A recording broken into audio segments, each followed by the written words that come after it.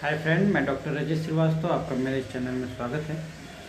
अगर आप कमजोरी से पीड़ित हैं, अगर आपको लीवर में प्रॉब्लम से बहुत ज़्यादा शक्ति नहीं महसूस होती है, पावर की कमी महसूस होती है, थोड़ा सा भी चलने में सांस फूलने लगता है, तो आपके लिए ये वीडियो बहुत ज़्यादा कारगर होने वाली है।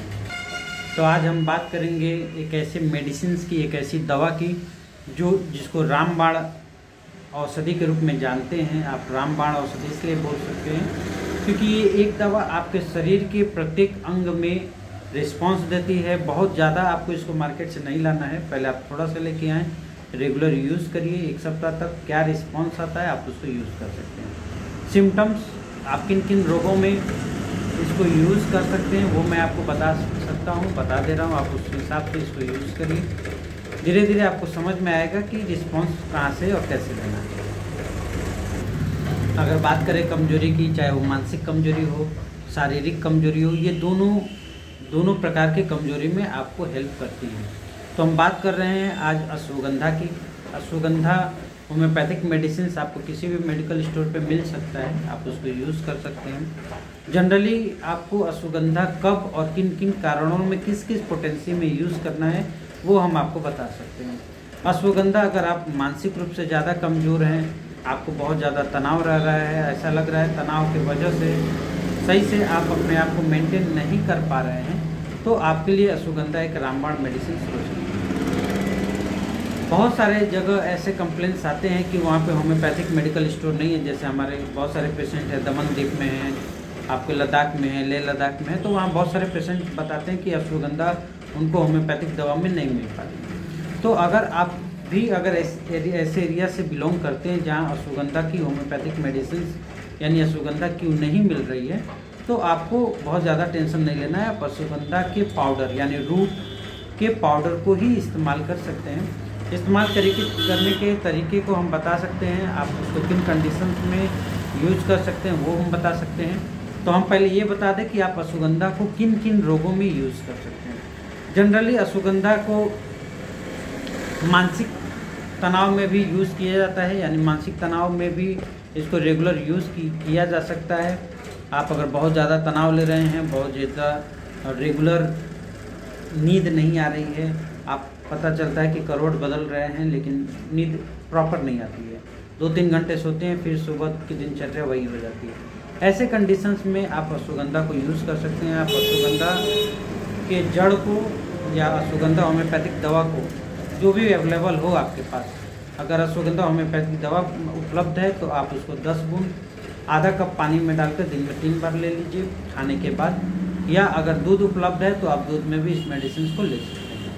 अगर होम्योपैथिक दवा उपलब्ध नहीं है तो आप अश्वगंधा के रूट यानी जड़ को पाउडर बना के रख लीजिए और उसको रेगुलर यूज़ कर सकते हैं। जनरली अगर मानसिक तनाव के लिए आप यूज़ कर रहे हैं, बहुत ज़्यादा एंजाइटी है, डिसऑर्डर है, तो आप अश्वगंधा को रूट पाउडर को 2 ग्राम आधा कप दूध में डाल करके रेगुलर यूज़ कर सकते हैं। और बात करते हैं अश्वगंधा का यूज़ आपको सेक्स संबंधी प्रॉब्लम्स को भी सॉल्व करने के लिए होता है, चाहे वो खाद की कमी हो या शुक्राणुओं की कमी हो या अंडाणु सही से नहीं बन रहा है, तो उस कंडीशंस में भी आप अश्वगंधा को यूज़ कर सकते हैं। अश्वगंधा के पाउडर को आप हल्का सा शहद के साथ सुबह शाम रेगुलर अगर लेते हैं या घी के साथ अगर लेते हैं, देसी घी के साथ, तो आपको बहुत हद तक रिलीफ मिलना शुरू हो जाता है। 1 से 1.5 सप्ताह में आपको रिस्पांस मिलना शुरू होता है। आप उसको रिजल्ट यानी कि रिपोर्ट करा के देख सकते हैं। अब अगर हम अगली बात करें अश्वगंधा का यूज़ का,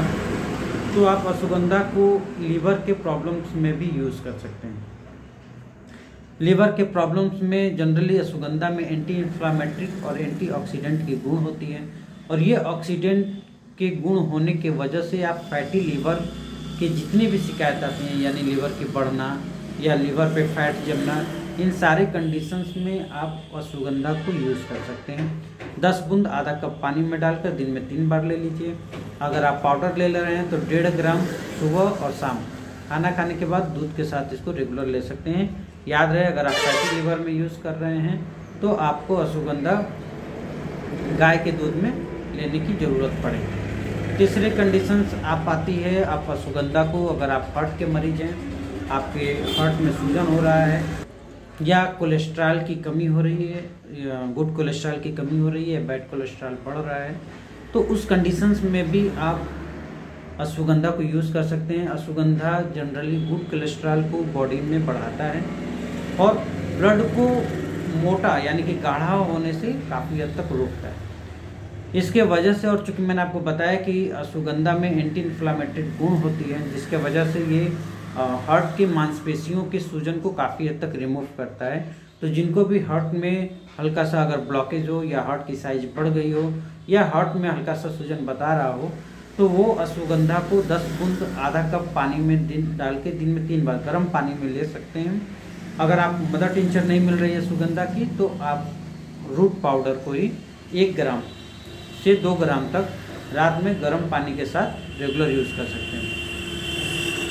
सवाल ये था कि कुछ लोगों ने ये पूछा था कि 1 ग्राम से 2 ग्राम के बीच में क्यों यूज़ करेंगे, तो आप अपनी बॉडी के वजन को देख सकते हैं। अगर आप हैवी वेट हैं, 60 से ऊपर हैं, तो आप 2 ग्राम अश्वगंधा को यूज़ कर सकते हैं। अब तीसरी बात, अगर कोलेस्ट्रॉल के साथ साथ हार्ट में सूजन हो या डायबिटीज़ के कंडीशंस में भी आप अश्वगंधा को यूज़ कर सकते हैं। डायबिटीज़ अगर आपकी बढ़ रही है, शुगर आपका अगर बढ़ रहा है, तो अश्वगंधा की सहायता से आप शुगर को काफ़ी हद तक कंट्रोल कर सकते हैं। इसके अलावा अगर हम बात करें तो मैंने आपको बताया स्पर्म की क्वालिटी को बढ़ाया जाता है। और कुछ ऐसे भी पेशेंट होते हैं जिनको लीवर की कैंसर्स हो जाती हैं, लीवर के कैंसर में भी आप अश्वगंधा को यूज़ कर सकते हैं।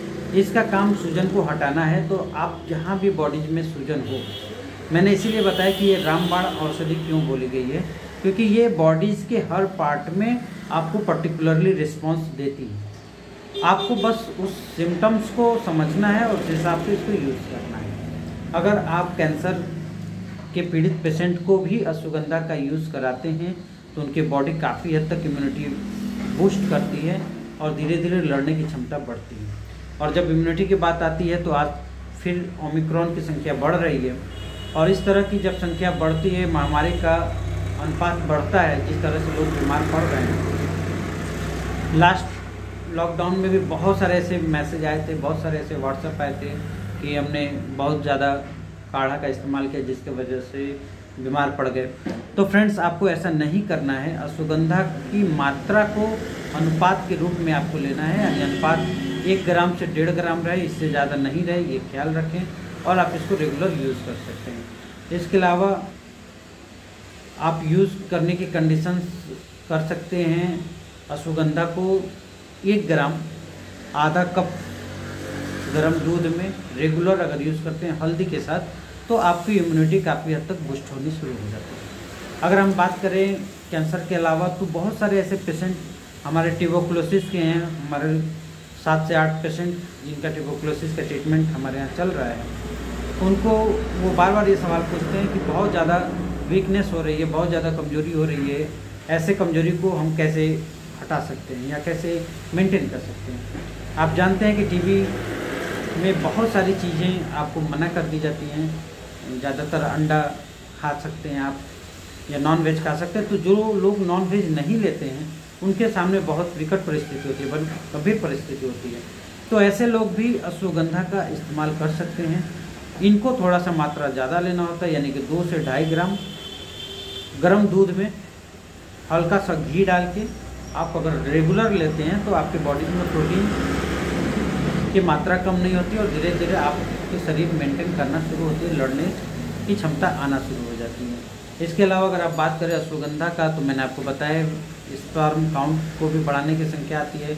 अगर आप इनफर्टिलिटी है, बच्चा कंसीव नहीं कर पा रहे हैं, जो फीमेल बच्चे को कंसीव नहीं कर पाती हैं, या अगर मेल में शुक्राणुओं की कमी है या अंडाणु की कमी प्रॉपर नहीं बन रहा है, सीमेन पतला है, तो उस कंडीशन में भी आप अश्वगंधा को यूज़ कर सकते हैं।